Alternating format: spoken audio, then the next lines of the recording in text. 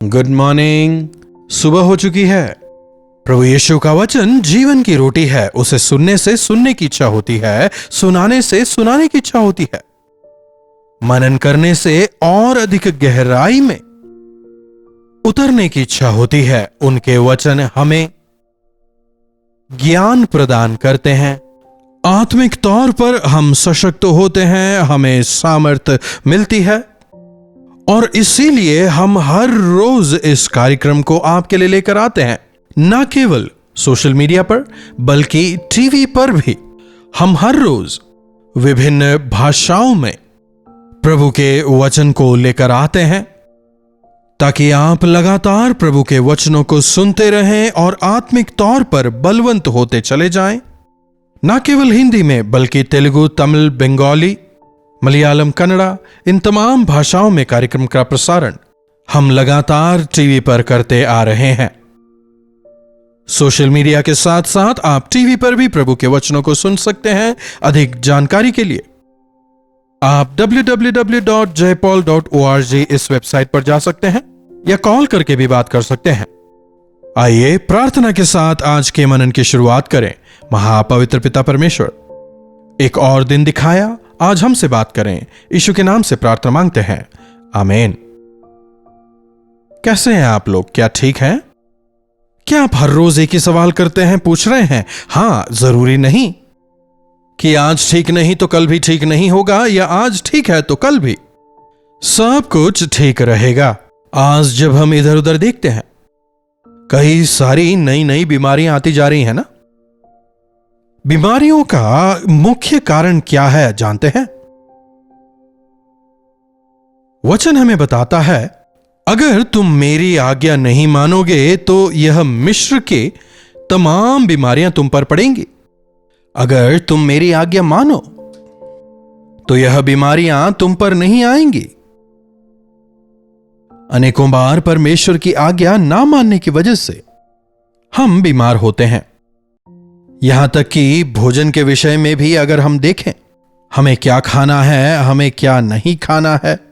साफ सफाई के विषय में देखिए, क्या हमारे लिए अच्छा है, क्या हमारे लिए अच्छा नहीं है, यह लेव्यवस्था की पुस्तक में हम देख सकते हैं। हमारे स्वास्थ्य को हम खुद अपने हाथों से ही बिगाड़ देते हैं। बुरी लत की वजह से, जैसे कि शराब वगैरह चीजों की वजह से कई लोगों ने अपनी जिंदगियां बर्बाद कर ली है। ड्रग एडिक्ट्स को देखिए, मानसिक तौर पर कितने दबाव में रहते हैं। जब पैसा और समय होता है तभी इंसान में कुछ ना कुछ उल्टी सीधी बातें करने की इच्छा जागती है और फिर गलत आदतों के शिकार होकर अपने शरीर को पूरी तरह से तबाह कर देते हैं। फिर दूसरे कुछ लोग होते हैं, उनमें दूसरी चीज का नशा होता है। खाना पीना सोना छोड़कर हमेशा पैसा पैसा पैसा। अरे अगर ऐसे पैसे कमाओगे तो क्या आपका स्वास्थ्य खराब नहीं होगा? पैसों को इतना महत्व ना दें, स्वास्थ्य की ओर ध्यान लगाएं। आपकी अगर आवश्यकताएं पूरी हो जाएं तो वो काफी हैं। मेरी हर एक जरूरत को पूरा करने वाले प्रभु मेरे साथ हैं, यह विश्वास करें।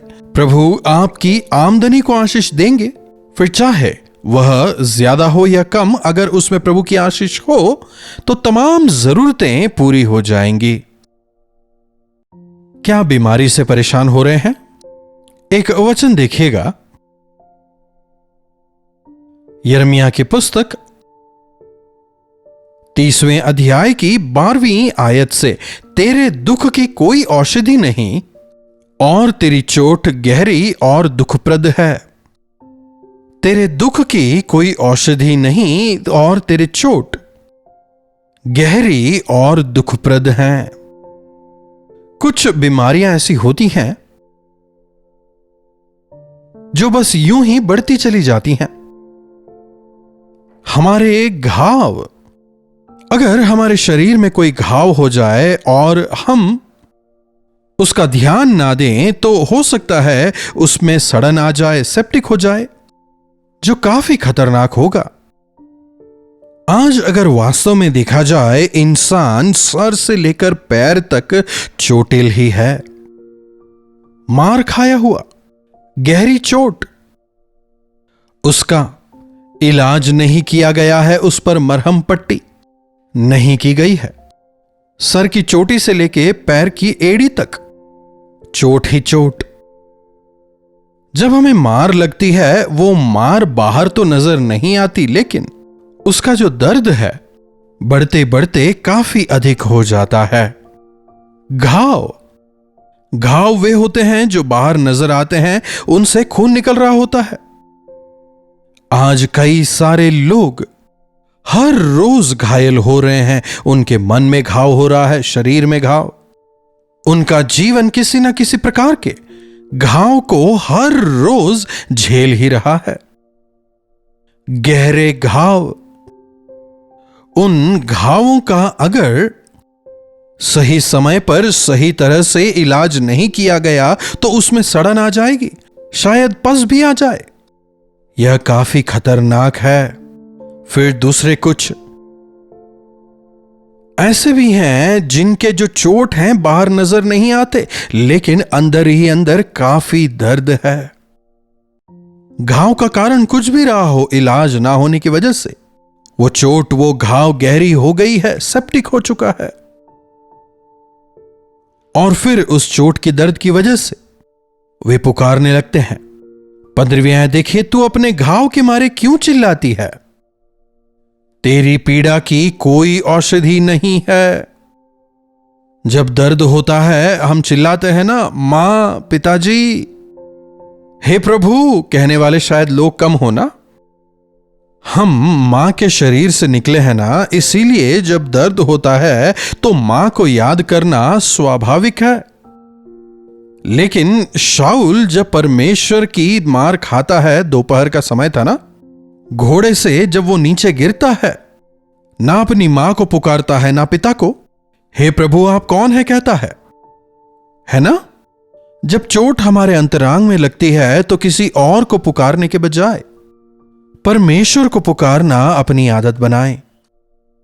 शारीरिक घावों के लिए शायद हमें कोई इलाज या दवाई मिल जाए, लेकिन अगर आपको पाप की वजह से कोई आत्मिक घाव लगा है और अगर आप उससे बाहर आना चाहते हैं, उन बुरी आदतों को आप अगर छोड़ना चाहते हैं, अगर आपको मन फिराकर नया मनुष्यत्व पाना है, यह केवल मसीह यीशु से ही संभव है।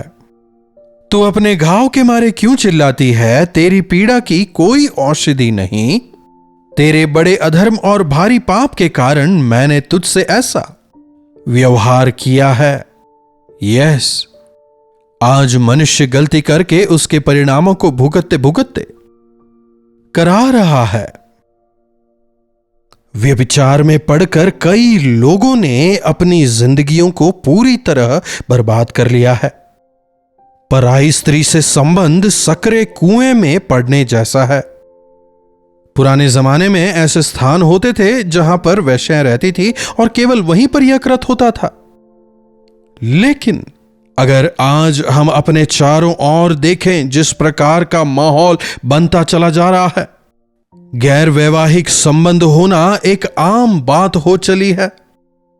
चाहे नौजवान हो या उम्र दराज, हर कोई हर किसी के साथ में अवैध संबंधों में है। विवाह के बजाय विवाह के बिना एक दूसरे के साथ में रहना, लिव इन वगैरह करना, यह सब पाप ही है।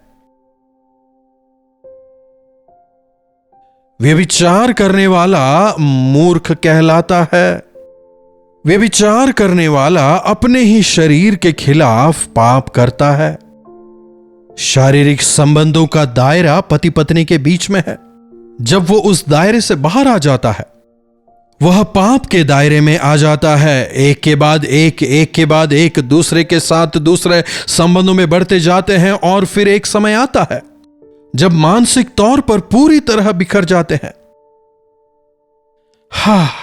फिर जो कुछ हुआ उसके परिणाम को भुगतते हुए बैठकर रोते हैं, बिलखते हैं, चीखते हैं, पुकारते हैं। 10 आज्ञाओं में से एक आज्ञा परमेश्वर ने तभी दी थी, व्यभिचार ना करना। लेकिन आज मनुष्यों ने शारीरिक संबंध को मजाक बना लिया है। अनेकों के साथ संबंध में आकर अपने शरीर का मखौल बना दिया है। कई सारे लोग आज इन्हीं वजहों से शारीरिक बीमारियों से होकर गुजर रहे हैं, मानसिक प्रताड़नाओं से होकर गुजर रहे हैं, रोते हैं, बिलखते हैं, मानसिक तौर पर स्थिर नहीं है।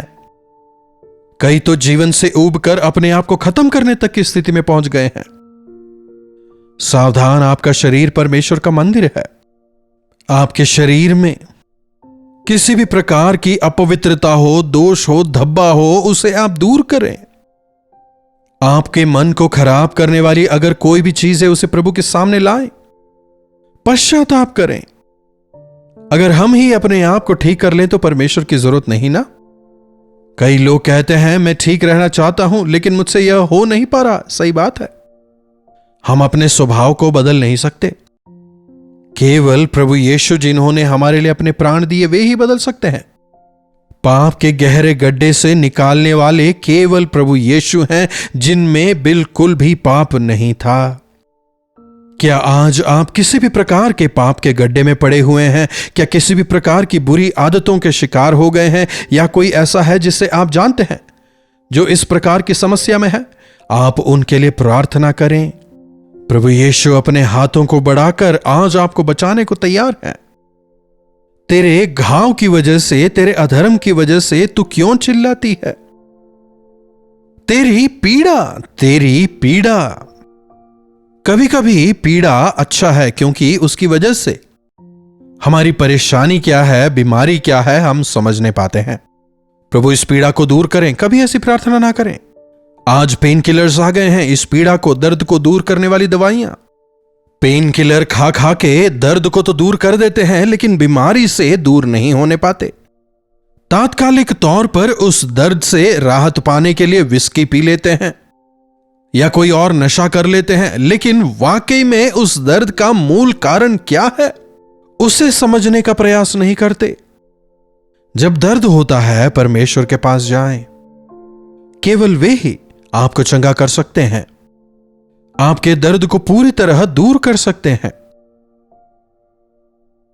वचन में हम देखते हैं हिजकिय्याह जो राजा था, उसे एक गंभीर बीमारी हो जाती है।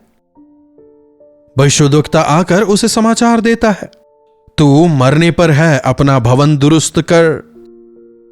तब हिजकिय्याह दीवार की ओर मुंह करके पुकार के प्रभु से प्रार्थना करता है, प्रभु मुझ पर दया करें, प्रार्थना करता है। तुरंत उसे जवाब मिलता है, मैंने तेरे आंसुओं को देखा है, तेरी प्रार्थना सुनी है, मैं तुझे चंगा करता हूं, तेरी आयु बढ़ा रहा हूं। जब हम हमारे पापों का अंगीकार करते हैं, प्रभु हमें पापों के दोष से बचाते हैं, उसकी सजा से बचाते हैं, उसके दोष से बचाते हैं, आने वाले परिणाम से, पाप की वजह से आने वाले दर्द से भी प्रभु हमें बताते हैं। आगे देखिए 17वीं आयत, मैं तेरा इलाज करके तेरे घावों को चंगा करूंगा, यहोवा की यही वाणी है। क्योंकि तेरा नाम ठुकराई हुई पड़ा है, वह तो सियोन है, उसकी चिंता कौन करता है? मैं तेरा इलाज करके तेरे घावों को चंगा करूंगा, मैं यहोवा तेरा इलाज करूंगा। परमेश्वर आप ही से कह रहे हैं। शायद आज आप अपने घावों की वजह से तड़प रहे हैं। परमेश्वर आज आप ही से बात कर रहे हैं। अगर तुम मेरी ओर फिरे, अगर तू अपने पापों से पश्चाताप करे, मैं तेरे घावों को चंगा करूंगा, तेरे दर्द का मैं इलाज करूंगा और तुझे पूरी तरह चंगा करूंगा। प्रार्थना। महापवित्र पिता परमेश्वर, प्रभु कई बार हमारे अपने पापों की वजह से ही हम दर्द के, पीड़ा के शिकार हो जाते हैं, विभिन्न प्रकार की बीमारियों के कारण बन जाते हैं। प्रभु आज हम आपके सामने आते हैं, अपने पापों को मानते हैं। आज फिर से अपने लहू से हमें धोकर शुद्ध करें, पवित्र करें, क्षमा करें, एक नया जीवन दें, एक नया मन दें। आज से आपके गवाह होकर जीने का अनुग्रह हमें प्रदान करें। यीशु के नाम से प्रार्थना मांगते हैं, आमीन। अब हमारे पिता परमेश्वर का प्रेम, प्रभु यीशु मसीह का अनुग्रह, पवित्र आत्मा की संगति और सहभागिता हमें से प्रत्येक के साथ आज, कल और सर्वदा बनी रहे, आमीन। प्रभु की स्तुति हो। अपने प्रार्थना विषयों को आप हमें 988490 777 पर व्हाट्सएप वॉइस मैसेज या फिर टेक्स्ट के जरिए भेज सकते हैं। हम आपके लिए प्रार्थना करेंगे, प्रभु चमत्कार करेंगे। इन्हीं वचनों के साथ आज मैं आपसे विदा लेना चाहूंगा। प्रभु आप सबों को आशीष दे।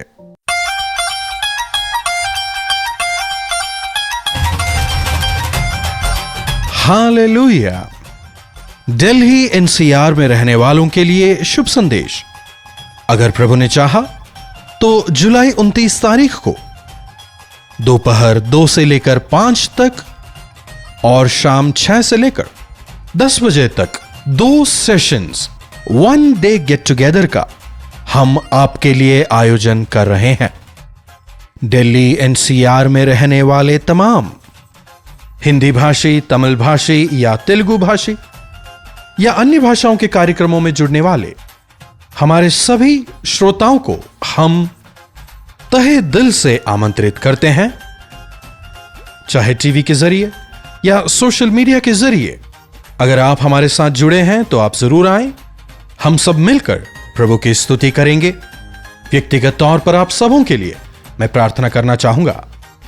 तारीख याद रखें, जुलाई 29 तारीख दोपहर 2 बजे से शाम 5 बजे तक और 6 बजे से 10 बजे तक होने वाले इस 1 डे गेट टुगेदर में आप अवश्य भाग लें।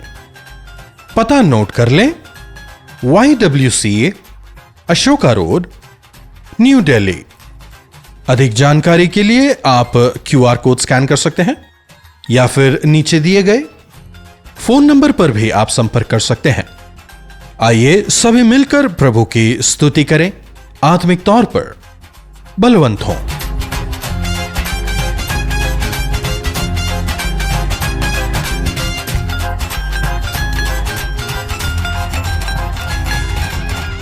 कल्वरी दर्शन, ये है प्रेम के दर्शन, यीशु प्रेम के दर्शन। कल्वरी दर्शन,